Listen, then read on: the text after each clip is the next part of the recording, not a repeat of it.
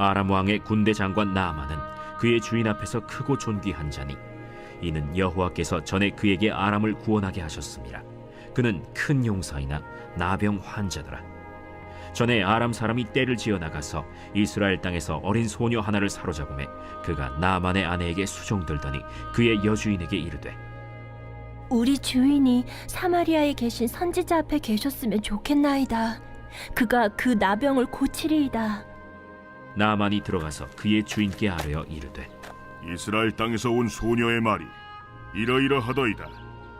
아람 왕이 이르되 갈지어다. 이제 내가 이스라엘 왕에게 글을 보내리라. 나아만이 곧 떠날새 은 10달란트와 금 6,000개와 의복 10벌을 가지고 가서 이스라엘 왕에게 그 글을 전하니 일렀으되 내가 내 신하 나아만을 당신에게 보내오니 이 글이 당신에게 이르거든 당신은 그의 나병을 고쳐주소서.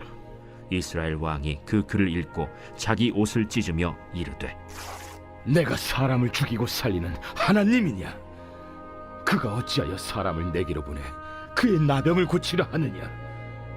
너희는 깊이 생각하고 저 왕의 틈을 타서 나와 더불어 시비하려 함인 줄 알라. 하나님의 사람 엘리사가 이스라엘 왕이 자기의 옷을 찢었다 함을 듣고 왕에게 보내 이르되 왕이 어찌하여 옷을 찢었나이까? 그 사람을 내게로 오게 하소서. 그가 이스라엘 중에 선지자가 있는 줄을 알리이다. 나아만이 이에 말들과 병거들을 거느리고 이르러 엘리사의 집 문에 서니 엘리사가 사자를 그에게 보내 이르되 너는 가서 요단강에 몸을 7번 씻으라. 내 살이 회복되어 깨끗하리라. 나아만이 노하여 물러가며 이르되 내 생각에는 그가 내게로 나와서서 그의 하나님 여호와의 이름을 부르고 그의 손을 그 부위 위에 흔들어 나병을 고치카 하였도다. 다메스강 아바나와 바르바른 이스라엘 모든 강물보다 낫지 아니하랴. 내가 거기서 몸을 씻으면 깨끗하게 되지 아니하랴 하고 몸을 돌려 분노하여 떠나니 그의 종들이 나와서 말하여 이르되 내 아버지여, 선지자가 당신에게 큰 일을 행하라 말하였다면 행하지 아니하였으리이까? 하물며 당신에게 이르기를 씻어 깨끗하게 하라 함이리이까? 나아만이 이에 내려가서 하나님의 사람의 말대로 요단강에 7번 몸을 잠그니 그의 살이 어린아이의 살같이 회복되어 깨끗하게 되었더라. 할렐루야. 오늘도 우리를 위해 일하시는 주님의 이름을 찬양합니다. 우리 놀라우신 하나님 앞에 우리 감사와 찬양과 영광의 큰 박수 올려드리겠습니다. 아름다우신 주님, 거룩하신 주님, 우리를 위해 세일을 행하신 주님을 찬양합니다. 할렐루야. 저희 1부에도 박수를 다시 쳤는데요. 정말 하나님이 딱 보시기에 정말 이들의 마음이 나를 향했구나. 정말 그 마음이 주님 앞에 들도록 우리 다시 한번 우리 하나님 앞에 우리 감사와 영광과 찬양의 큰 박수 올려드립니다. 주님 우리의 모든 것, 주님 우리의 찬양이 되심으로 인해 주님의 보좌를 높여드립니다. 주님 영광을 받아 주시옵소서. 할렐루야. 네, 언제나 우리의 예배와 우리의 모든 것은 주님 앞에 드려지는 것에 있어서는 최상의 것, 최선의 것, 전심의 것이 되기를 주님의 이름으로 축복합니다. 네, 오늘 이 시간 하나님의 특별한 은혜 가운데 한 몸이를 우리 포도의 성도들 한번 바라보시면서요. 오늘 이 시간 영상으로 함께 예배하는 우리 모든 글로벌 포드 식구들을 향해서도 우리 한번 따뜻한 사랑과 격려와 축복의 박수를 서로에게 보내도록 하겠습니다. 주님의 놀라우신 은혜가 우리 모두에게 있게 되기를 주님의 이름으로 축복합니다. 사랑하는 여러분, 성령 충만하십시오. 말씀 충만하십시오. 오늘 함께 예배하는 이 자리가 치유하시는 은혜, 회복하시는 영광, 오직 하나님만이 하실 수 있는 그 일을 나타내시는 그 은혜의 현장 되기를 주님의 이름으로 축복합니다. 우리 옆 사람과 이렇게 축복하며 인사했으면 좋겠는데요. 당신을 위한 은혜가 준비되었습니다. 이렇게 한번 인사 나누시겠어요? 당신을 위한 은혜가 준비되었습니다. 그 은혜에 동참하는 저와 여러분 되시기를 주님의 이름으로 축복합니다. 여러분, 이 만화가 고우영의 일쯤에는요, 1975년 신문 연재로 시작한 작품입니다. 이 작품에 보면 버려진 어린 일쯤에를 구해준 이 걸치라는 거지가 나오는데요. 이 거지는 남의 문간에서 이렇게 밥을 얻어먹는 사람이죠. 이 걸치는 자기뿐만 아니라 일쯤에의 연인, 이 월희를 딸처럼 데리고 다니면서 이렇게 밥을 얻어다가 먹입니다. 누군가가 거저 베푼 호의에 의존해서 삶을 연명하는 것이죠. 그런데 여러분, 이 거지에게 있어서 절대 있어서는 안 될 것이 하나 있는데요. 혹시 그게 뭔지 아세요? 바로 자존심입니다. 자존심이 있는 한 거지 노릇을 할 수 없어요. 자존심을 지키고자 하는 한 아무것도 얻을 수 없습니다. 여러분, 하나님 앞에서 우리 역시 마찬가지예요. 거저 받는 은혜, 하나님께서 베푸시는 사랑의 호의로 인생을 살고 싶다면 여러분, 우리에게 자존심은 있어서 안 됩니다. 은혜는 자존심을 내려놓은 다음에야 구할 수 있는 것이에요. 저는 이번 한 주 살면서 하나님 앞에서 이 마음을 드렸어요.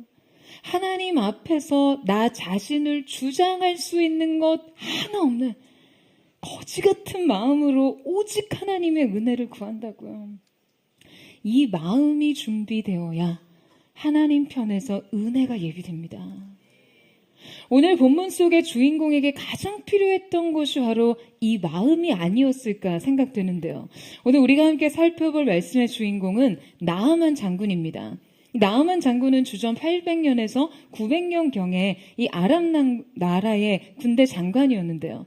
당시 이 아람 나라는 지금의 시리아 지방에 있는 매우 강대국이었습니다. 아람과 이스라엘의 관계는 종종 군사적인 충돌과 외교적인 교류를 반복하며 대립과 협력을 오갔어요. 지금 열왕기 하에 기록된 사건에서 아람은 이스라엘을 여러 차례 침략하거나 압박하는 모습을 보이기도 했는데요. 자, 그런데 오늘 말씀이 주목하고 있는 이 주목하는 기적의 주인공으로 성경이 발탁한 자가 다름 아니라 이 아람의 군대 장관이라는 거예요. 그는 아람 나라의 위기 속에서 혁혁한 공을 세워 왕에게 매우 특별한 신임을 받고 있었고 이 아람에서 왕 다음으로 실권을 쥔 자였습니다. 우리 1절 말씀을 같이 한번 읽어보도록 하겠습니다. 1절 말씀 시작. 아람 왕의 군대 장관 나아만은 그의 주인 앞에서 크고 존귀한 자니 이는 여호와께서 전에 그에게 아람을 구원하게 하셨습니다. 그는 큰 용사이나 나병 환자더라. 당시 나아만 장군은 세상적으로는 모든 것을 가진 사람이었습니다. 그에겐 권력, 부, 명예가 있었어요. 그러니까 외적인 조건에 있어서 흠잡을 것이 없는 인생이었습니다. 하지만 그 화려한 갑옷 속에 남모를 치명적인 결점이 있었어요. 바로 그가 나병에 걸렸다는 사실이에요. 여러분, 그는 큰 용사나 나병 환자더라 라는 이 한 줄의 말이 여러분 얼마나 인생을 무력하게 만드는 말입니까? 그는 큰 용사나 실은 나병 환자더라. 그는 화려한 스타였으나 그는 최고 경영자였으나 그는 탁월한 학자였으나 그는 유명한 예술가였으나 그는 모든 것을 가졌으나 남부러울 것 없는 인생이었으나 그러나 실은 치료에 가망이 없는 불치의 환자였더라. 여러분, 이 나병 환자라는 이 말이요, 바로 이런 의미인 것이죠. 앞에 있는 모든 화려한 인생의 수식과 설명을 모두 아무것도 아닌 것으로 만드는 문제였습니다. 그리고 이 병이 점점 깊어지자 그는 그가 앞서 자신을 설명하던 많은 것들로는 이 문제를 결코 해결할 수 없다는 것을 깨달았습니다. 그리고 이 문제는 끝내 자신의 삶을 완전히 무너뜨리라는 것을 깨달았어요. 여러분, 화려한 갑옷 속에 치명적 결함을 숨기고 살아가는 이 나아만 장군의 모습은요, 우리 전 인류의 모습을 대표합니다. 결코 자신의 공적으로 인생의 결정적 문제를 해결할 수 없는 그 인류의 모습 말이죠. 여러분, 우리는 모두 남모르는 문제에 홀로 신음하며 살아가는 존재들입니다.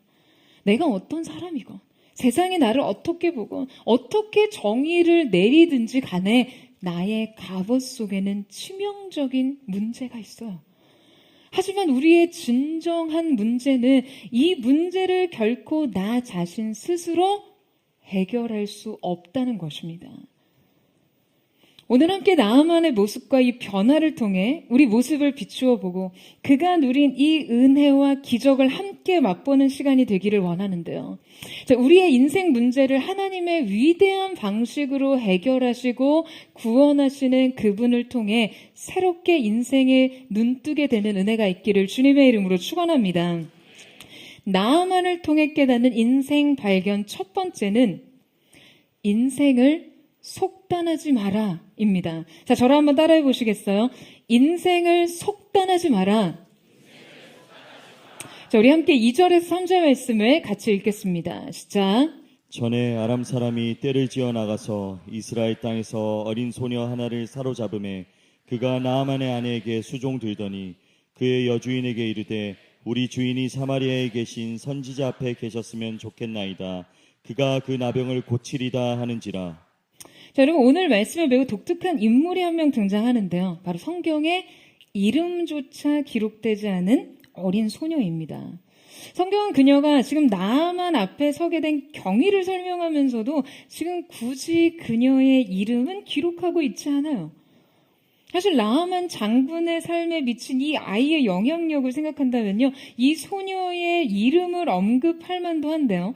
지금 성경이 끝내 이 소녀의 이름을 언급하지 않은 이유는 아마도 이 나아만 장군과 대비되는 이 소녀의 그 비천함, 그 무력한 존재감을 더 강조하기 위해서는 아닐지 생각해 봅니다.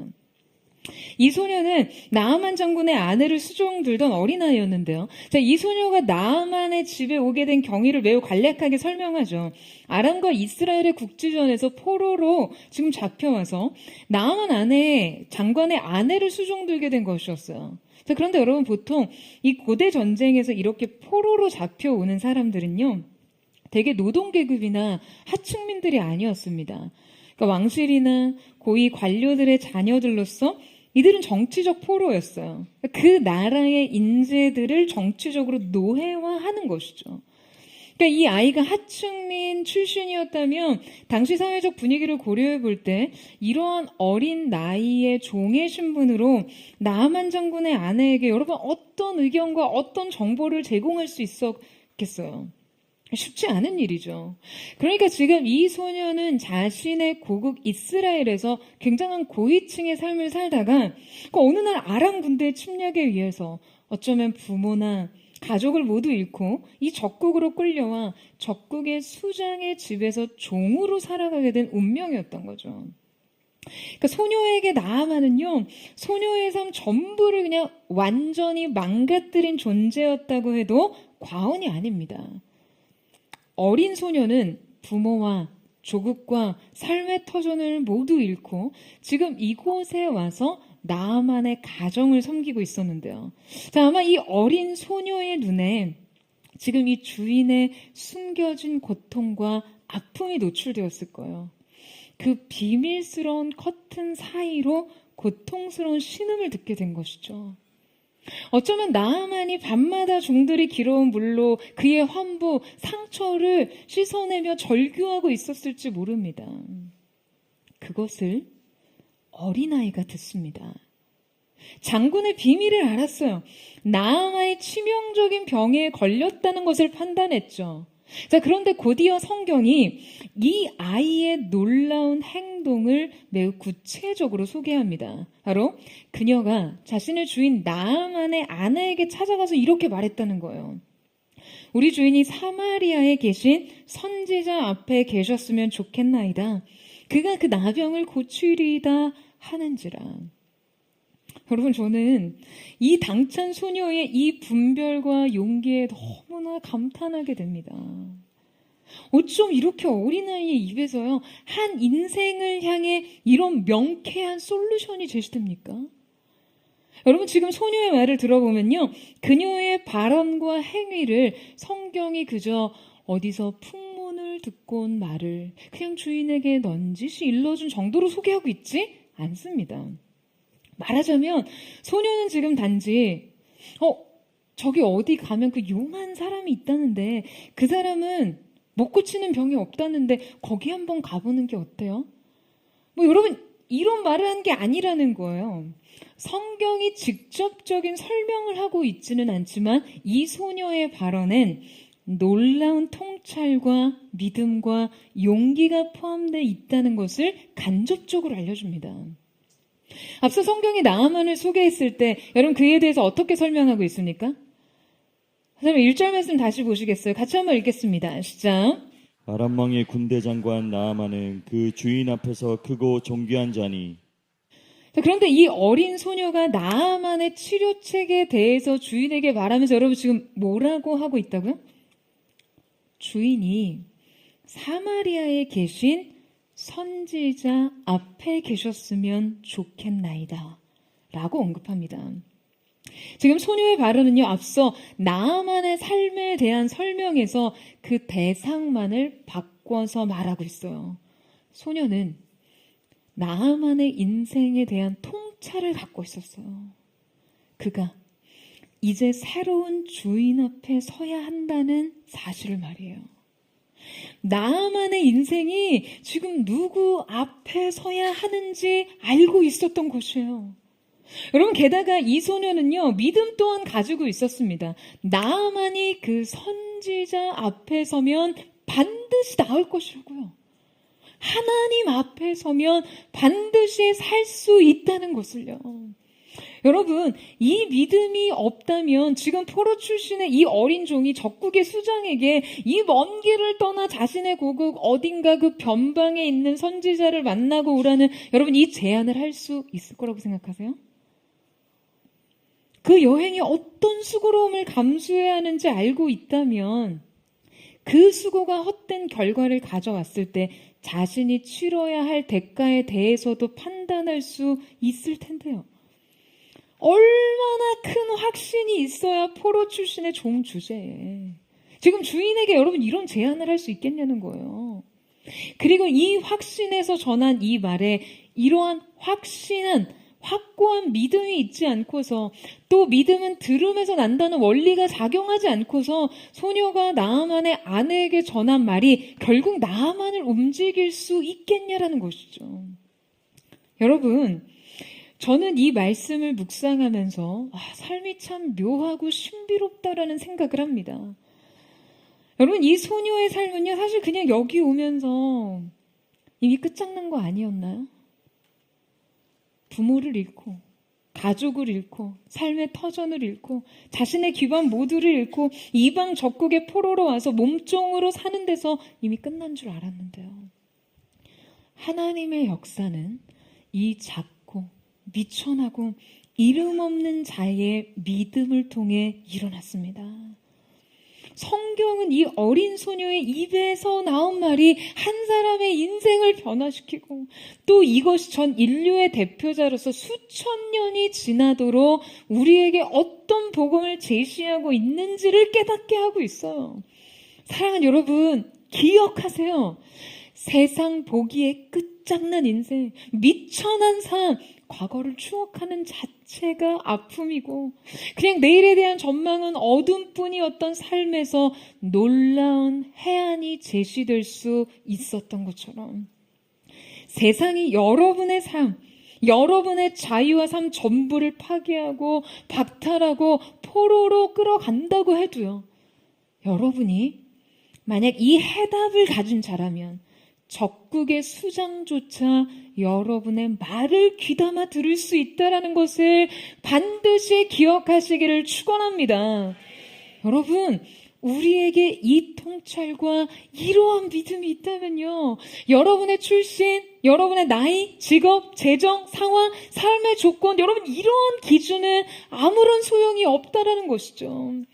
저는 여러분의 믿음의 확신에 찬 그 고백이 세상을 움직이는 능력이 되기를 축원합니다.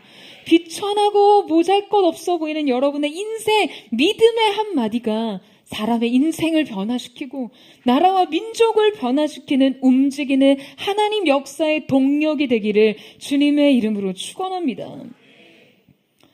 또한 성경이 이 소녀와 나아만 장군의 삶을 소개하면서요. 자, 그녀의 삶과 나아만의 삶이 하나님의 위대한 역사를 만들어내기까지 너무나 촘촘한 개연성을 가지고 얽혀 있다는 점에 참 놀라웠어요. 하필 지금 나아만 장군이 전쟁을 벌이던 이 지역에서 이 소녀를 집에 데리고 오다니요. 하필 이 소녀가 나아만의 아내에게 발탁돼 그녀를 수종들게 되다니요.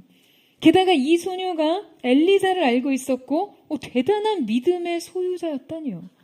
그녀의 비상한 통찰력과 비범한 용기와 총명이 어찌나 총기어리던지 나아만 아내도 나아만 장군도 여러분 이 어린 소녀의 말을요 하찮게 듣지 않았어요. 각자의 인생의 고유한 역사가 이렇게 씨줄과 날줄이 맞물리듯 맞물려 어떻게 하나님 나라의 역사의 재료가 되었는지 여러분 참 놀라울 뿐이죠. 여러분 놀라우세요? 여러분 그래서 우리도 우리의 삶에 대해서 희망할 수 있습니다. 우리의 삶의 작은 이야기, 일상적인 만남 속에서도 이 어린 소녀의 영감과 통찰과 믿음만 있다면 여러분 삶의 이야기는 너무나 의미 있어지고 우리의 믿음은 기적의 재료가 될 수 있고 우리의 서사는 하나님의 역사가 될 수 있습니다. 여러분 이 사실을 믿으세요? 그 기적의 발화점이 되는 그러한 믿음의 사람들이 되시기를 주님의 이름으로 축원합니다. 그 어떤 사람도 자기 인생을 속단하지 않고 믿음의 눈을 들어 하나님의 역사를 바라보는 저와 여러분 되시기를 주님의 이름으로 축원합니다. 나아만을 통해 깨닫는 인생 발견 두 번째는 성공에 의존하지 마라입니다. 저를 따라해 보시겠어요? 성공에 의존하지 마라. 자, 우리 함께 4절에서 6절 말씀을 같이 한번 읽겠습니다. 시작. 나아만이 들어가서 그의 주인께 아뢰어 이르되 이스라엘 땅에서 온 소녀의 말이 이러이러하더이다 하니 아람 왕이 이르되 갈지어다 이제 내가 이스라엘 왕에게 그를 보내리라 하더라. 나아만이 곧 떠날새 은 10달란트와 금 6,000개와 의복 10벌을 가지고 가서 이스라엘 왕에게 그 글을 전하니 일렀으되 내가 내 신하 나아만을 당신에게 보내오니 이 글이 당신에게 이르거든 당신은 그의 나병을 고쳐주소서 하였더라. 자, 여러분 이 나아만이 엘리사에게 접근하는 방식을 보면요. 나아만의 세계와 정체성 또 그가 어떠한 인물인지를 알 수 있습니다. 자, 그는 지금 엘리사에 가기 위해 좀 뭘 하고 있죠? 그는 자신의 주인이 왕 앞으로 나아가 자신의 치유를 위해 지금 이스라엘의 선지자를 찾아가겠다고 허락을 받습니다. 그러자 왕이 선뜻 그를 가게 하면서 아주 적극적으로 이스라엘 왕에게 편지를 써보내는 거예요. 그만큼 지금 이 나아만에 대한 왕의 신임이 두터웠고 또한 나아만의 치유에 대해 이러한 정성을 쏟을 만큼 이 나아만의 문제가 자신에게도 중대했다라는 의미겠죠. 그리고는 나아만이 떠날 때 은 10달란트와 금 6,000개와 의복 10벌을 가지고 갔다라고 기록되어 있습니다. 나아만이 지금 이때 주섬 챙겨간 이 은금과 의복의 가치를요, 우리가 사는 이 현대적 가치로 환산을 해보면요, 은 10달란트는 약 3억 6천만 원 정도, 또 이 금 6,000세겔은요, 약 63억 원 정도에 해당합니다. 별로 놀라질 않으세요. 제가 여러분의 재정적이 굉장히 그릇이 크신 것 같아요. 근데 여러분 성경학자들이 지금 이 정도의 재정 공세면 이건 분명히 국가적 재정이 투입되었을 것이라고 봅니다. 그러니까 말하자면 아람의 최고 군사 영웅으로서 나아만을 고치기 위해 나라가 투자를 하고 있는 거예요. 그러니까 여러분 어떠세요? 지금 이 돈을 보니까 현실감 오시는 분 있지 않으세요? 사람 마음이요. 지금 이 돈 보니까 나아만의 목숨이 훨씬 더 아깝습니다. 살 수만 있다면 이런 삶을 누릴 수 있는 사람일 텐데 한 사람의 존엄과 가치가요. 바로 이 은덩이, 금덩이로 인해 다르게 해석돼요. 여러분, 바로 이것이 나아만의 세계예요.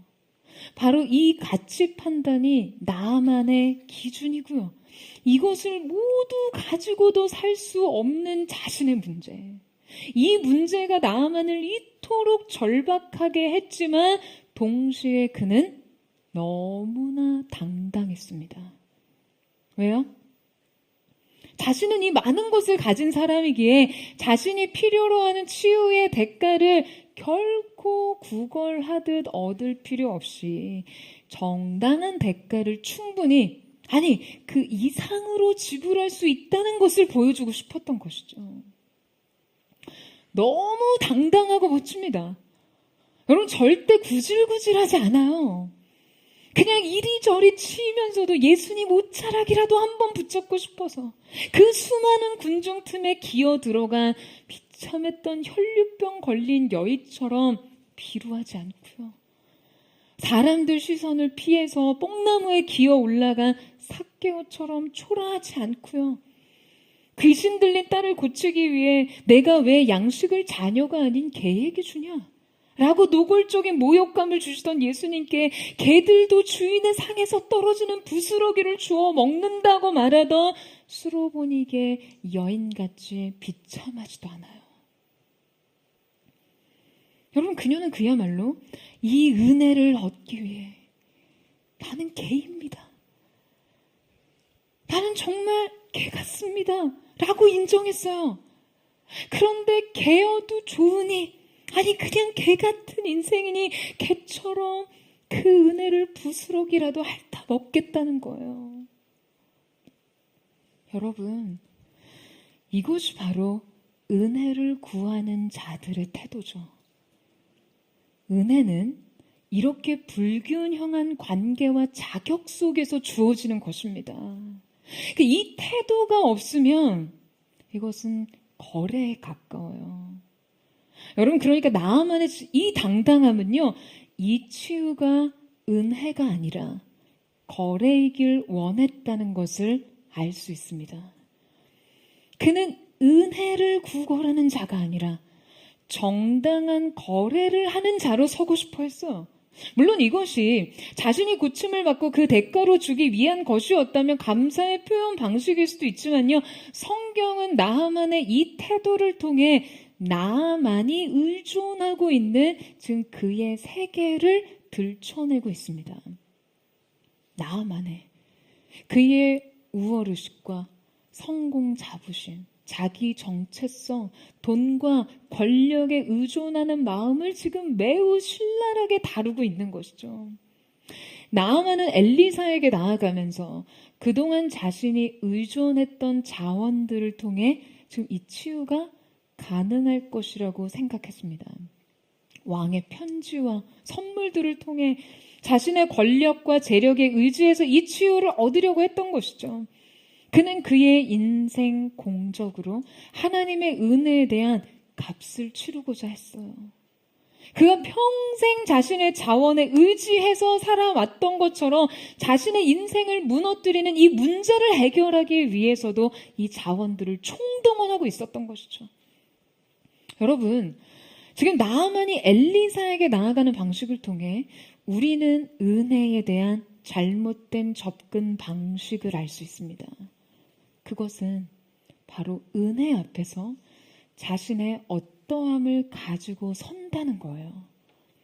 여러분, 지금 나아만은 엘리사에게 나병 환자로서가 아니라 아람의 군대 장관으로 나아가고 있습니다. 치유가 절박한 환자가 아니라요, 아람의 최고 실권자로 서고 싶은 거예요. 여러분, 바로 이 태도가 나아만을 결정적으로 하나님 앞에 서지 못하게 하는 문제였습니다. 여러분, 우리도 마찬가지예요. 우리도 하나님 앞에 나아갈 때 여러분 어떻게 서야 합니까? 우리가 주님 앞에 나아갈 때 어떠한 마음과 태도로 서야 하나요? 여러분, 하나님 앞에 선 인간은요, 딱 한 가지 정체성밖에 없습니다. 바로 용서가 필요한 죄인으로서 서는 것뿐이에요. 여러분, 아멘이세요? 하나님의 은혜 외에 다른 어떤 것도 기대할 수 없는 인간으로서의 그 좌절감, 그 패배감만이 우리의 전부입니다. 다른 어떤 것으로도 우리의 근본적 문제를 해결할 수 없다는 절박한 인식 말고 여러분, 우리에게 필요한 것은 없어요. 여러분, 하나님 앞에서 자꾸 여러분 자신을 다른 정체성으로 설명하고자 하지 마세요. 하나님 앞에서 사장행세하고 대표 노릇하고 스타의식 가지고 대접받고 싶으시다면요, 여러분 그 인생의 업적이 한순간에 얼마나 초라한 것이 될 수 있는지를 깨닫게 될 것입니다. 이것은 너무나 부끄러운 태도예요.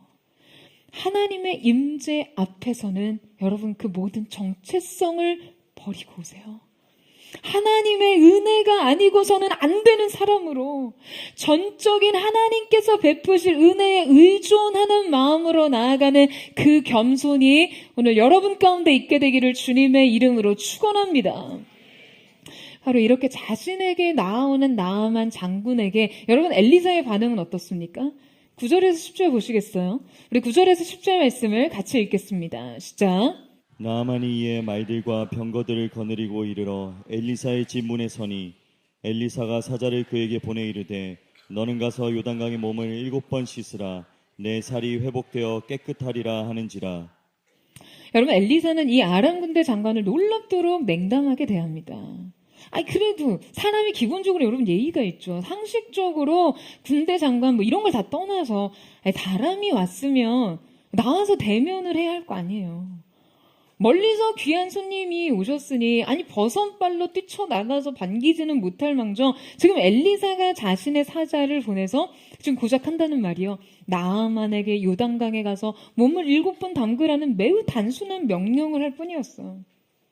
지금 왕의 편지와 은 10달란트와 금 6,000세겔과 의복 10벌을 싸질머지고 지금 먼 아람 땅에서 지금 이 변방에 머무는 선지자를 만나기 위해 지금 이곳에 병거를 타고 온 이 장군을요. 여러분, 이 명령 앞에서 너무나 심한 모멸감을 느낄 수밖에 없습니다. 지금 자신을 이 선지자가 문전박대하고 있으니까요. 여러분 정말 엘리사 선지자의 이 행동은 여러분 이거 너무나 무례하다고 생각하지 않으세요? 아무 생각이 없으세요? 여러분 제가 여러분을 이렇게 대했다고 생각해 보세요. 그냥 그날로 섭섭마귀가 들어가가지고 정말 난리 나지 않겠습니까? 아니 지금 이거 어쨌거나 국제적 인물에 대해서 관례에도 어긋나는 행동일 뿐만 아니라 이거 기본적인 예의가 결여된 행동 아니에요? 그리고 그거 다 떠나서 그냥 인간적으로 조금 화가 나지 않습니까? 지금 질병과 고통의 문제로 먼 길을 찾아온 병자를 향해 지금 이 엘리사가 한 행동은요, 이거 정말 기본적인 인류애조차 부족해 보인다. 뭐 이런 생각 안 드세요? 여러분, 지금 엘리사가 왜 나아만 장군을 이토록 문 밖에 세워두고 이런 냉담하고 무례한 행동을 하는 것일까요? 여러분, 엘리사는 알고 있었어요. 그가 지금 자신에게 어떠함을 가지고 나오는지요. 그래서 엘리사는 이 거절과 냉담을 통해 그리고 당혹스럽기까지 한 단순한 명령을 통해 그에게 말하고 있는 것입니다. 당신의 주관과 자원으로는 결코 하나님께 나아갈 수 없다는 것을요. 그는 나아만 장군이 자신의 풍부한 인생 자원을 가지고 나와야 이 은혜에 당당한 몫을 지불하려고 하자 여러분 이 행동에 의도적으로 정면 충돌합니다. 나아만이 그동안 의지하고 살던 그 성취와 지위와 권력과 물질이 지금 하나님의 은혜 앞에서 얼마나 무력한 것인지 지금 여러분 이 충돌을 통해서 깨닫기를 원한 것이죠. 엘리사는 지금 단지 한 사람을 치유하기 위해서가 아니라 그에게 하나님이 누구이신지를 알리고자 했던 것이에요. 여러분, 우리는 나아만을 향한 엘리사의 이 냉대를 통해 하나님의 역사를 보기 위해서는 먼저 우리가 진짜 의존하며 사는 여러분 이 세계가 먼저 붕괴되어야 한다는 것을 깨닫게 됩니다. 그러니까 나 자신에 대한 당당함, 나의 성취, 나의 지위, 나의 권력과 인생 자원, 나의 성공 근성, 여러분 이 모든 것에 대한 의존과 주장은 하나님의 은혜를 얻기 위해 가장 큰 걸림이 된다는 것을 깨달아야만 합니다. 여러분 아멘이세요? 여러분 사람의 본성으로요. 사람은 자신의 성취를 옷 입게 되어 있어요. 그러니까 이 본성을 스스로 거스르고자 하는 노력이 없으면 그냥 이 죄의 경향성대로 인생은 자기 공적 위에 서게 되어 있습니다. 여러분 심지어 자기 신앙과 하나님이 주신 부흥마저도 자신의 의와 성공 사례가 되어버리는 것이 인간의 죄성이에요. 여러분 성공이 그냥 성공으로 끝나지 않고 여러분 자신의 어떠한 존재 근거와 가치에 지나친 척도가 된다면요. 여러분 그 성공 굉장히 위험해집니다. 나의 성공을 통해 나 자신의 존재감과 정체성을 결정할 수 있고 주변의 인정과 태도도 내가 통제할 수 있다고 생각한다면요. 여러분 그 순간부터 성공은 우리에게 굉장한 덫이 되고 말아요. 여러분 하나님께서는 우리를 오직 은혜로만 대하십니다. 여러분 이 사실을 믿으세요? 우리는 원천적으로 은혜가 아니면 그분의 은혜 아니면 설 수 없어요. 지금 엘리사 앞에 자신의 모든 성취의 증거로 나아갔던 나아만이 지금 문전박대를 당했던 것처럼요. 우리는 결코 주님 앞에 그 어떤 공로와 그 어떤 의로움과 그 어떤 인생 공적으로 설 수 없는 사람들입니다. 그가 자신의 성취와 공로와 업적을 그냥 잔뜩 짊어지고 하나님 앞에 섰을 때 여러분 그의 생애는요. 그냥 와르르르 무너졌어요. 인간을 오직 그분의 은혜와 자비를 근거로 대하시는 하나님 앞에서 이 모든 것들이 얼마나 하찮은 것인지 그의 세계가 한번 무너지고 나서야 깨닫게 되는 것이죠. 여러분 팀 켈러 목사님이 이런 말씀을 하셨어요. 하나님의 은혜를 원하는 사람은 결핍만 있으면 된다. 즉 아무것도 없으면 된다. 여러분 은혜를 얻기 위해 우리가 가져야 할 것은 오직 이 한 가지뿐입니다. 아무것도 아닌 나 자신. 은혜 외에는 소망이 없는 자신에 대한 고백. 여러분 이 빈 마음으로 주님께 나아가세요. 여러분 은혜의 근거는 우리에게 있지 않고 오직 하나님의 사랑과 긍휼에 있을 뿐입니다. 이 사실 위에서 인생을 시작하는 저와 여러분 되시기를 주님의 이름으로 축원합니다.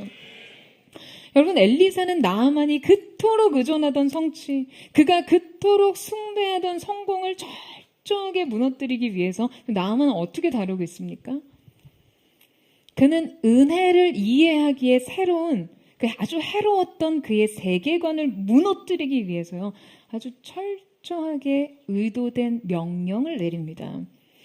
나아만을 통해 깨닫는 인생 발견 세 번째는 자기 기대와 방식을 고집하지 마라입니다. 저를 따라해 보세요. 자기 기대와 자기 방식을 고집하지 마라. 지금 나아만에게 요단강에 가서 7번 몸을 담그라는 명령을 그저 심부름꾼을 시켜서 전하고 있어요. 왕 외에 어느 누구에게도 명령과 통제를 받지 않은 사람.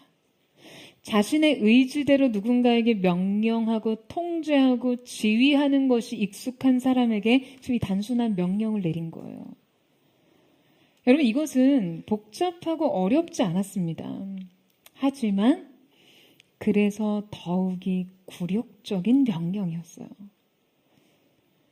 엘리사의 이 태도와 명령에 나아가는 그냥 처절하게 무너져 내릴 수밖에 없었습니다. 왜냐하면 나아만의 기대와 그가 의존했던 방식이 그냥 완전히 무너져 내렸기 때문이에요. 여러분, 이것은 그야말로 한 사람의 세계관의 붕괴였습니다.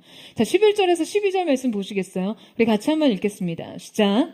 나아만이 노하여 물러가며 이르되 내 생각에는 그가 내게로 나와서서 그의 하나님 여호와의 이름을 부르고 그의 손을 그 부위 위에 흔들어 나병을 고칠까 하였도다.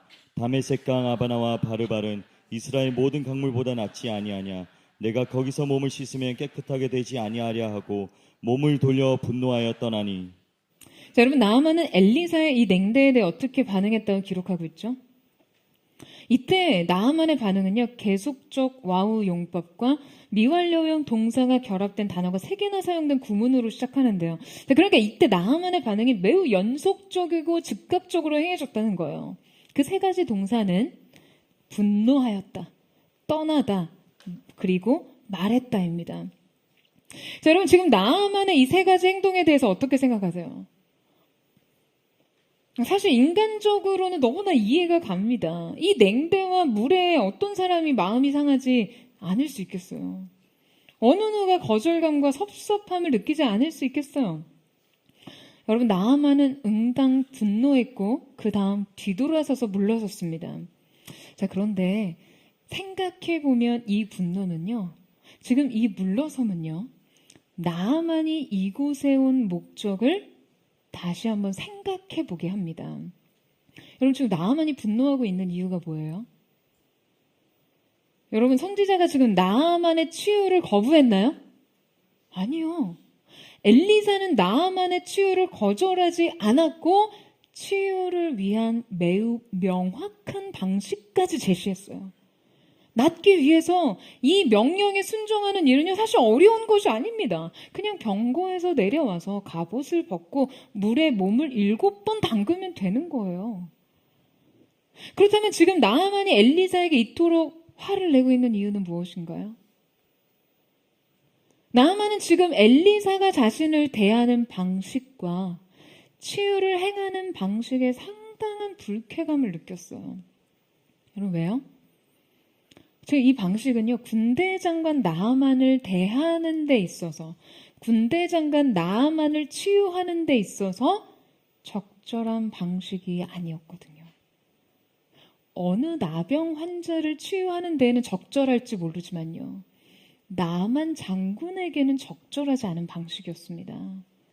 자신이 납득할 수 없는 예우였고 자신의 합리에는 맞지 않았어요.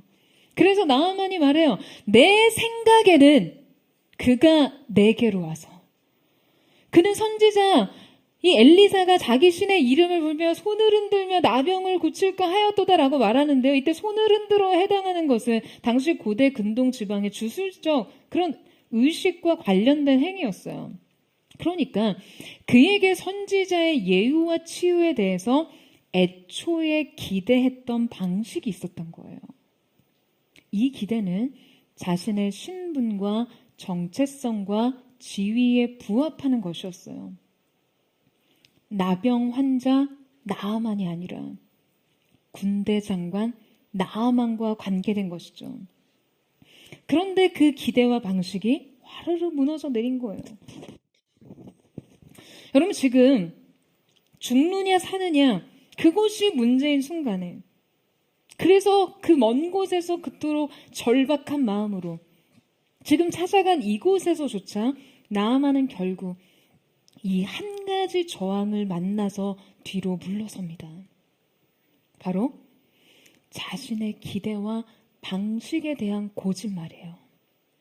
정작 자신이 죽고 사는 문제에 자신을 가로막고 있는 문제는요, 내 생각이었어요. 생명보다 죽음보다 그 자신에게 너무 과도한 영향력을 행사하고 있었습니다. 여러분, 그는 말해요. 아바나와 바르빌 강이 이스라엘에 있는 모든 강보다 더 낫지 않냐고요. 그렇다면 여러분, 이 아바나와 여러분 이 바르빌 강이 대체 어떻길래요? 지금 이 아나바 강은요, 당시 그리스인들과 로마인들에게는 크리소로아스, 즉 황금의 강이라고 불릴 정도로 굉장히 맑고 깨끗한 그런 강이었습니다. 반면에 요단강은 수심이 깊지도 않을 뿐더러 아주 짙은 진흙색을 띠는 혼탁한 강이었어요. 그러니까 얼핏 보기에는 그냥 흙탕물, 구정물 같이 보이기까지 합니다. 그러니까 지금 나아만의 기준에서 자신이 몸을 담가 치유를 일으킬 만한 강물이려면 적어도 황금의 강 정도는 돼야 효염이 있지 않겠냐는 거예요. 이 치유의 의식마저도 자신의 품위와 지위에 걸맞는 외적 조건을 갖추기를 원했던 것이죠. 구원마저도 내가 기대하고 납득할 수 있는 방식으로 지금 나의 삶 속에 일어나기를 바라는 것이에요. 여러분, 바로 이 기대와 방식이 먼저 무너져야 하나님께서 일하시기 시작합니다. 여러분, 아멘이세요? 여러분, 왜 그렇습니까? 여러분, 우리는 우리의 구원자 되신 그분의 주권에 결코 저항할 수 없고 그분의 구원의 방식 역시 여러분 우리가 통제하거나 선택할 수 없다는 사실을 깨달아야 하기 때문이에요. 여러분, 하나님의 생각은 우리의 생각과 다르십니다. 하나님은 하나님의 뜻대로 일하세요. 하나님께서는 그 어느 것에도 제한받지 않고 일하십니다. 여러분, 우리 인생에 너무나 자주 하나님의 절대적 주권 앞에서 우리가 의존하고 기대서고 기대하던 그 하찮은 방식이 지금 얼마나 아무것도 아닌지를 깨닫는 순간들이 찾아옵니다. 저는 부디 그 깨달음이 여러분 인생에 아프지 않게 주어지기를 바라요. 우리의 영혼이 하나님 앞에 처음부터 끝까지 은혜 없이는 설 수 없는 절박한 죄인의 정체성을 가지고 겸손히 선다면 여러분, 우리는 고난과 좌절 속에서가 아니라 그저 그분의 임재 안에서 이 깨달음을 얻을 수 있을 것입니다. 그때 우리는 비로소 하나님을 조금 더 알고 인생의 비밀 또한 깨닫게 되는 것이죠. 그렇다면 하나님의 이 절대적 주권과 명령 앞에 나아만 장군은 끝내 어떤 결정을 내렸습니까? 나아만을 통해 깨닫는 인생 발견 마지막 네 번째는 믿음으로 순종을 완성하라입니다. 저를 따라해 보시겠어요? 믿음으로 순종을 완성하라. 우리 14절 말씀을 같이 읽겠습니다. 시작. 나아만이 이에 내려가서 하나님의 사람의 말대로 요단강에 7번 몸을 잠그니 그의 살이 어린아이의 살같이 회복되어 깨끗하게 되었더라. 여러분, 지금 엘리사에 의해 매우 주도적이고 의도적으로 행해진 이 치유의 의식은 어떠한 것이었습니까? 지금 앞서 살펴봤듯이 엘리사가 나아만에게 치유를 위해 요구한 것은 너무나 쉽고 단순한 명령이었어요. 그러나 이 명령은 너무나 쉬웠기 때문에 어려웠고 너무 단순했기 때문에 적합하지 않았습니다. 여러분, 엘리사의 요구는요, 단도직입적으로 이런 말이었죠. 병거에서 내려와서 옷 벗고 강에 들어가. 한 번 아니라 7번 반복해. 여러분, 병거에서 내려와야 했습니다. 자신이 누구인지를 말해주는 옷을 벗어야 했어요. 옷을 벗으니 자신의 환부가 드러납니다. 자신의 비참한 상태를 직면해야 했어요. 이제 그저 그냥 가망 없는 환자로 서야 했습니다. 병거 탄 장군으로는 은혜를 받을 수 없었어요. 자기 자랑과 자기 성취의 자부심을 다 내려놓고 자기의 성공과 성취에서 내려와 강에 들어가야 했습니다. 여러분, 어쩌면 이때 그가 벗은 것은요, 그의 갑옷이 아니라 그의 자존심이었습니다.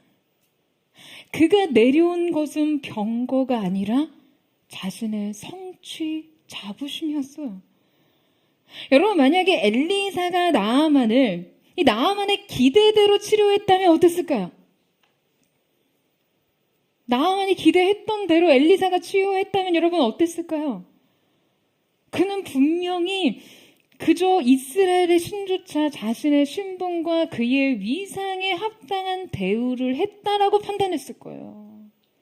자신의 존재의 가치와 자신이 건넨 그 보상에 걸맞는 대우 말이죠. 여러분, 우리 인생의 가장 귀한 것은요, 하나님이 어떠한 분이신지를 깨닫는 일입니다. 여러분, 아멘이세요? 하나님께서는 때로 이 깨달음을 주시기 위해 여러분 우리를 인생 병거에서 내려오게 하시고 우리의 인생 갑옷을 벗기기도 하세요. 하나님께서는 늘 누군가에게 명령만 내리고 살던 그에게 이 말도 안 되게 단순한 명령을 굴욕적으로 시행하게 하심으로써 하나님께서는 결코 누구의 명령도 받을 필요가 없는 분이라는 것을 알게 하셨습니다. 나아만 자신도 그 명령에 절대 복종할 수밖에 없는 존재임을 깨닫게 하세요. 주님이 누구시며 자신은 그 앞에서 누구인지를 깨닫게 하시는 것이죠.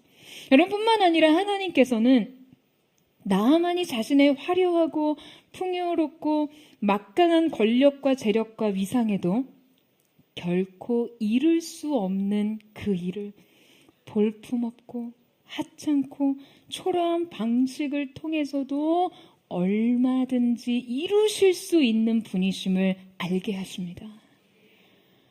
여러분, 우리의 하나님은 그런 분이세요. 주님 앞에서 어떤 것은 0이 되고 어떤 것은 전부가 되고 여러분 그런 거예요. 뿐만 아니라 이 치료의 과정을 여러분 한번 상상해 보세요. 여러분, 나아만에게 이 치유가 일어났을 때요, 과연 지금 이 치유의 징조가 언제부터 그의 몸에서 일어났을 거라고 예상하세요? 나아만이 정말 자신을 내려놓고 그 화려한 병거에서 내려와 자신의 신복들 앞에서 그 썩어가는 환부를 드러내고 그 강가에 들어갔을 때 그 첫 마음이 여러분 얼마나 비장했을까요? 그 마음이 얼마나 이 치유를 향해 절박했으면 그가 그 일까지 했겠냐는 거예요. 그렇다면 첫 번째 강가에 몸을 담궜을 때 어땠을까요? 여러분 상상해 보세요. 자신의 이 순종에 대한, 여기까지 순종한 것에 대한 기대 심리가 있지 않았겠어요? 보상 심리요. 하지만 여러분, 저는 분명 이 치유의 기적은요, 나아만이 6번, 끝내 7번째 이 순종을 모두 이룬 후에 몸을 들어 강가로 걸어 나왔을 때야 비로소 일어났을 거라고 생각해요. 여러분, 왜 그렇겠습니까? 왜 그랬을까요? 여러분, 만약 나아만의 기대대로 강에 몸을 담궜을 때부터 조금씩 그 변화의 징조가 보이기 시작했다면요, 나아만은 100% 그런 생각을 했을 거예요. 강물에 몸을 담그는 이 치료 방식을 내가 왜 진작에 시도해보지 않았지? 이 강물이 생각보다 염험하네. 여러분, 이런 생각하지 않았겠어요? 여러분, 분명 이 치료의 주체는 하나님의 말씀이 아니라 강물이 됐을 거예요. 여러분, 6번째 시도에도 그 어떠한 가능성을 찾지 못했다는 것. 6번째 시도에서도 그 어떤 변화의 기미도 보이지 않았다는 것.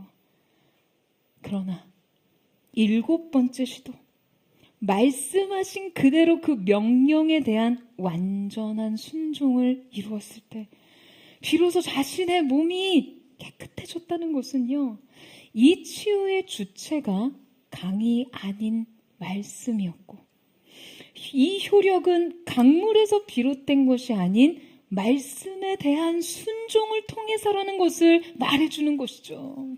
할렐루야. 여러분, 지금 하나님께서 나아만에게 가르치고자 하신 이 영적 비밀을 여러분 이제 이해하시겠어요? 여러분, 하지만 이 비밀이 우리 삶에 풀어질 때 우리가 이 비밀을 이해하고 받아들이기란 결코 쉽지 않습니다. 6번째의 절망을 받아들이는 것 말이죠.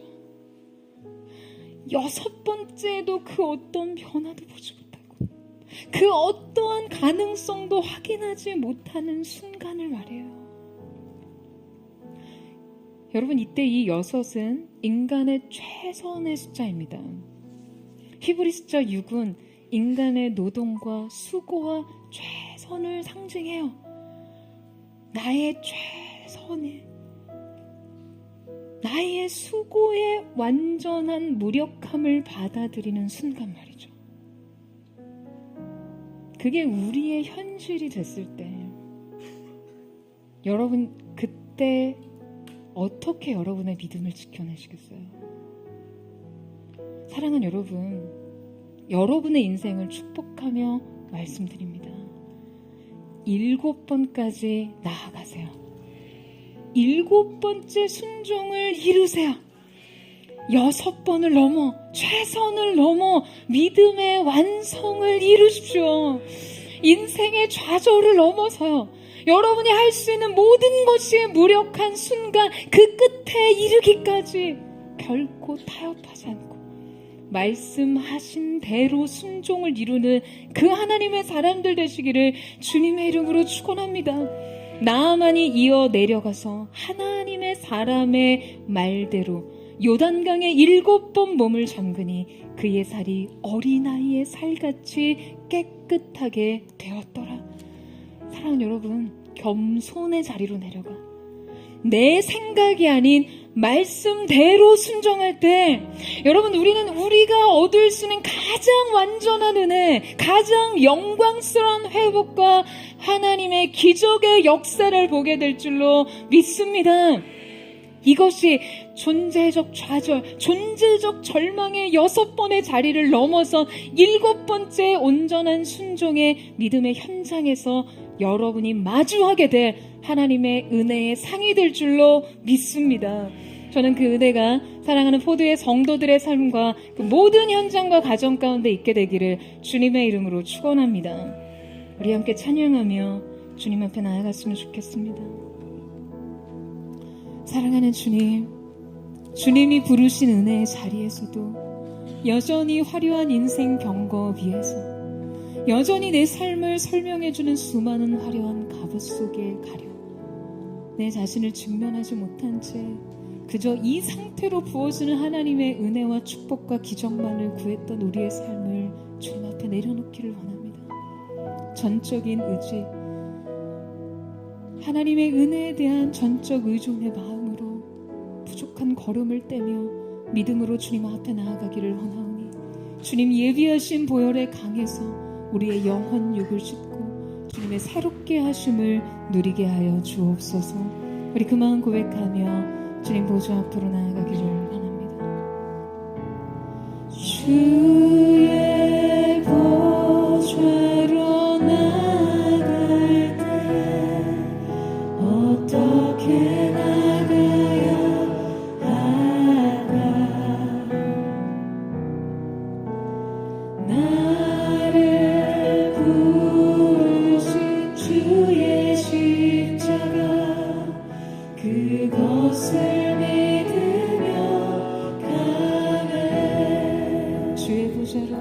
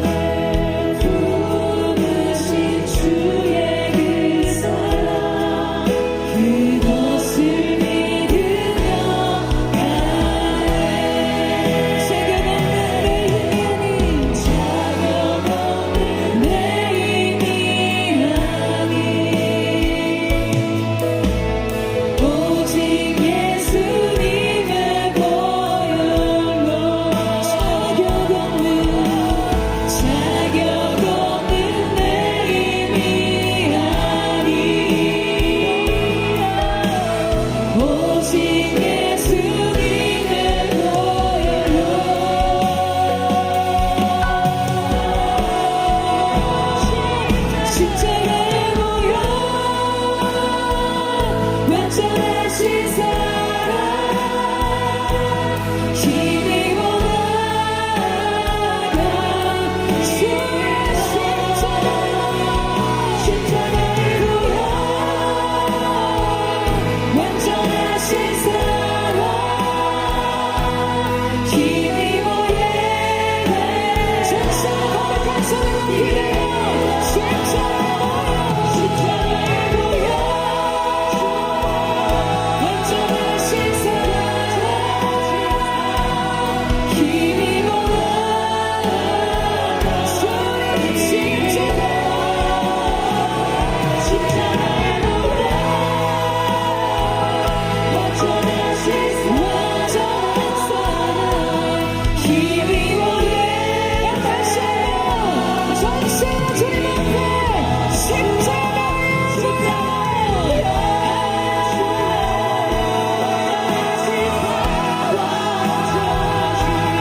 힘입어 나아가 예수님 십자가의 보혈 완전하신 사랑 힘입어 예배하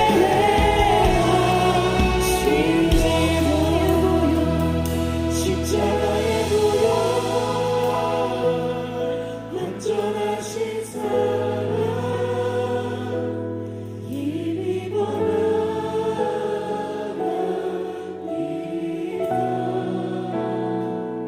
십자가의 보혈 완전하신 사랑 힘입어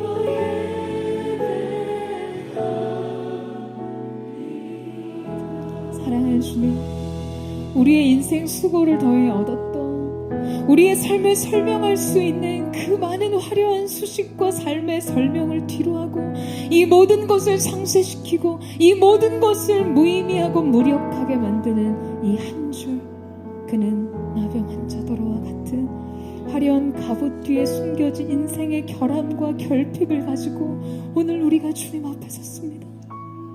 그럼에도 불구하고 여전히 우리는 이 갑옷을 벗고 인생의 변고에서 내려와 주님 앞에 우리 자신을 직면하는 일을 두려워합니다. 사랑하는 주님, 오직 은혜가 아니고선 설명할 수 없는 삶을 가르치시기 위해 주님 오늘 우리를 부르신 그 부르심의 자리에서 우리가 주님 오직 은혜를 구하며 나아갈 수 있는 가난한 마음이 우리 가운데 있게 하여 주시옵소서. 수많은 군중의 틈을 비집고 들어가 이는 부정한 여인이라는 시선과 그 외침을 들을 것을 각오하며 예수님의 옷자락만 만져도 나음을 믿었던 여인의 심정으로 주님, 주인의 상에서 떨어지는 부스러기 그 개라도 핥아 받아먹는 것처럼 내 인생 개같은 거지같은 인생이라 할지라도 그 떨어지는 부스러기의 은혜라도 사모합니다 말할 수 있는 그 겸손이, 그 낮은 가난한 심령, 그 은혜를 향한 몸걸음이 우리 가운데 있게 하여 주시옵소서. 인생의 열린 문은 오직 은혜로만 들어갈 수 있음을 보게 하여 주시옵소서. 우리 전심으로 주님 앞에 그 가난한 마음으로 주 앞에 고백하며 주여 무릎을 짓고 기도하겠습니다. 주여, 사랑하는 주님, 오직 은혜로, 오직 하나님의 사랑과 그늘의 강과 주님의 배우친 은혜로 그 가운데 들어갈 수 있음을 고백합니다. 존귀하신 주님, 거룩하신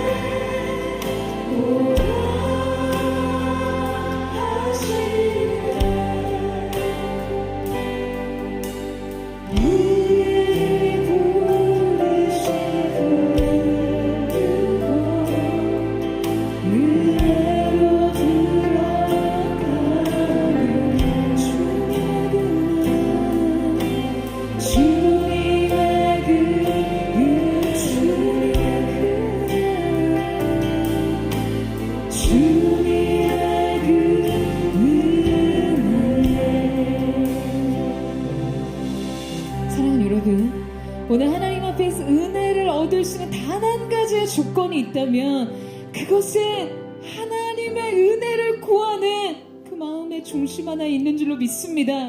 그리고 이 사실을 믿으세요?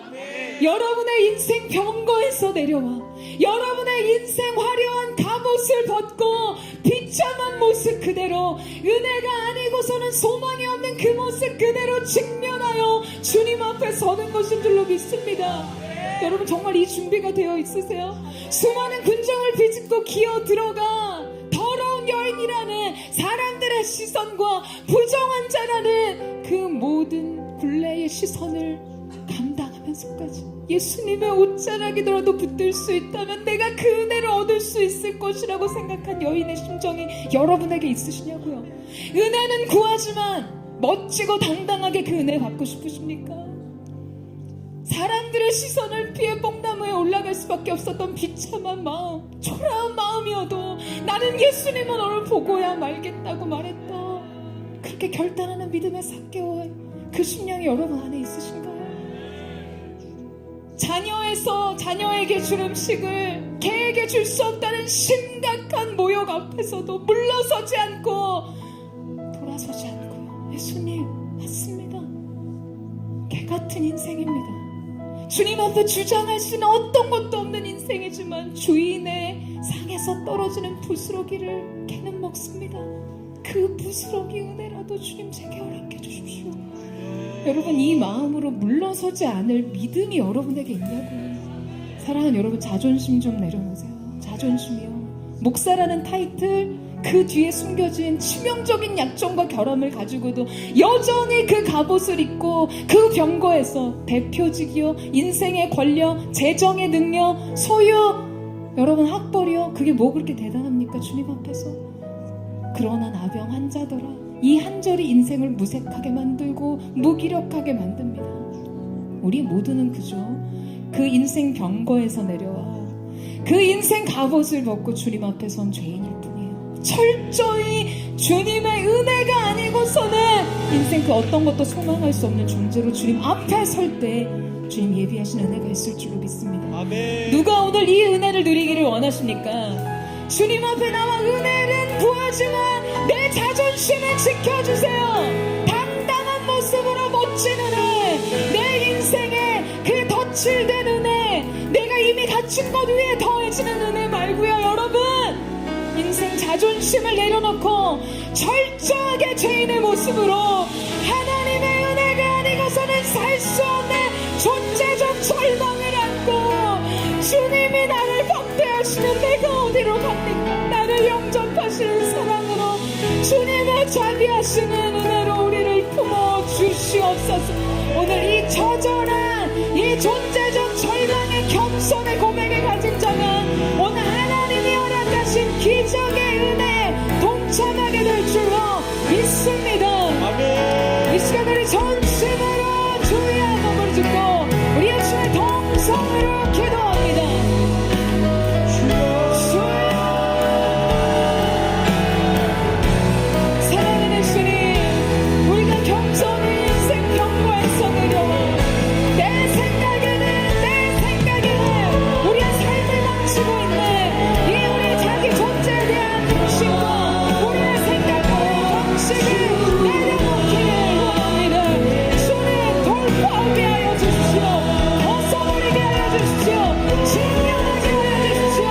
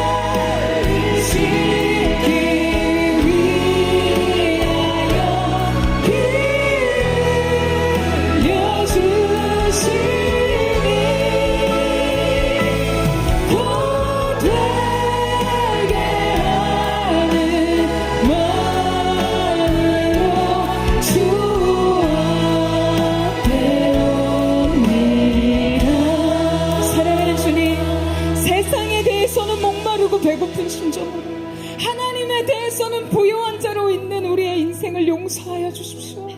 주님 앞에 나와 은혜를 구하는 자로 섰지만 아버지 하나님, 깨어진 마음과 자신의 존재적 절망에 대한 측면 없이 그저 인생 갑옷에 더해지는 은혜만을, 그저 인생 병거 위에서 얻게 되는 은혜만을 구했던 우리의 자신, 주님 앞에 내려놓기를 원합니다. 회개하며 나아가기를 원합니다. 주님, 도전하는 은혜와 겸손을 촉구하는 요구 앞에서도 여전히 갑옷 뒤에 숨겨진 인생으로 머물러 있지 않게 하여 주시옵소서. 뒤로 물러나 측면에 빠지는 자들이 되지 않게 하여 주시옵소서. 주님 앞에서 나의 생각은 중요하지 않습니다. 나의 생각은 너의 생각과 달라서 내 생각은 하늘이 땅보다 높은 같이 너의 생각보다 높다고 말씀하신 주님, 하나님의 크신 생각을 바라보게 하여 주시옵소서. 그 크신 앞에 굴복하게 하여 주시옵소서. 철저하게 회개하는 마음으로 우리 자신의 영적 나병과 같이 썩어 문드러지고 부패한 우리의 인생을 회개하며 나아가기를 원하오니 주님 역사하여 주시옵소서. 여러분 다시 도전합니다. 인생 병고에서 내려오세요. 갑옷 뒤에 숨겨진 여러분 진짜 자신을 가지고 주님 앞에 증명하기를 주님의 이름으로 도전합니다. 우리 그렇게 주님 앞에 고백하며 주여 하는 노래 짓고 기도합니다. 주여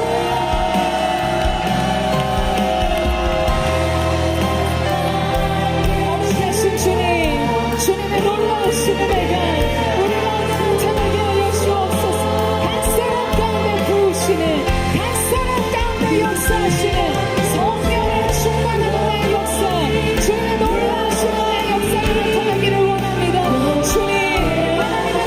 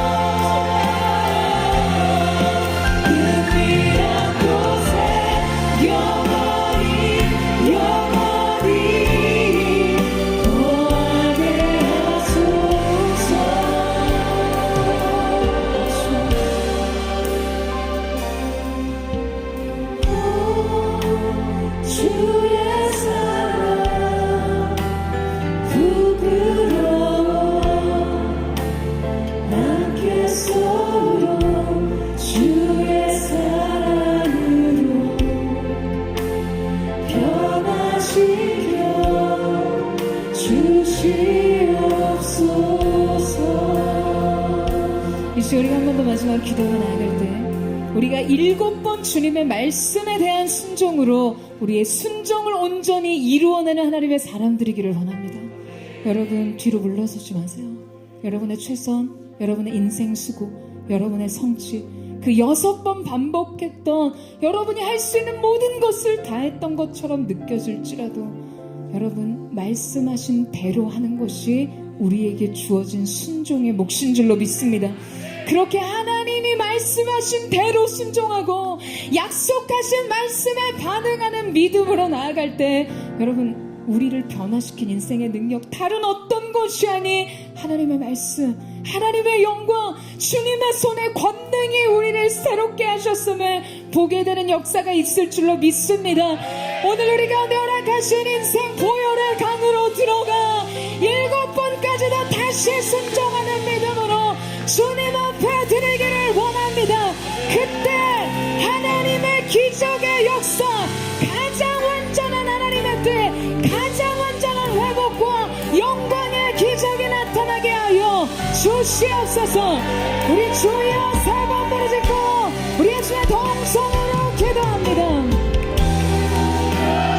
주여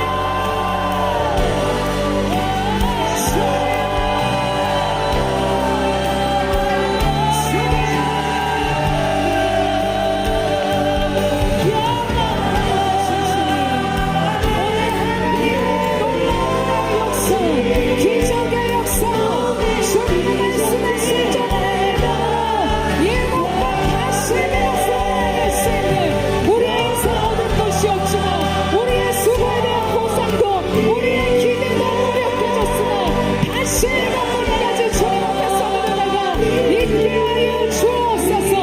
거룩하신 주님 역사하소서. 영광 가운데 우리의 머리를 드시는 주님, 우리의 모든 인생 수치와 두려움, 불안과 낙심, 모든 것을 물러서게 하신 전에 돌파하는 믿음으로 순종하는 능력으로 전쟁도 전진하게 하셔서 마침내 7번 말씀하신 대로 순종할 때 가장 완전한 우리의 뜻도 회복의 역사를 하게 하고 주옵소서.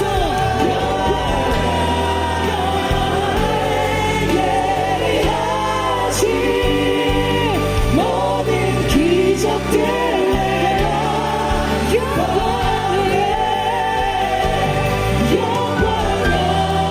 안에서 있네. 나의 머리들이라 영광 안에 예배하신 모든 기적들 내가 영광에 예배하신 영광 안에